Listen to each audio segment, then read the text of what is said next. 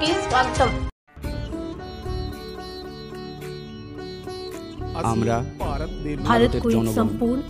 భారత ప్రజలమైన మేము భారతదేశాన్ని సర్వసత్తాక సామ్యవాద లౌకిక ప్రజాస్వామ్య గణతంత్ర రాజ్యంగా నిర్మించుకోవడానికి పౌరులందరికీ సాంఘిక ఆర్థిక రాజకీయ న్యాయాన్ని ఆలోచన భావ ప్రకటన విశ్వాసం ధర్మం ఆరాధనల్లో స్వాతంత్ర్యాన్ని స్థాయి అవకాశాల్లో సమానత్వాన్ని చేకూర్చడానికి వ్యక్తిగత గౌరవం జాతీయ ఐక్యత సమగ్రతలను సంరక్షిస్తూ అందరిలో సౌభ్రాతృత్వాన్ని పెంపొందించడానికి మా రాజ్యాంగ పరిషత్తులో 1949 నవంబర్ 26వ తేదీన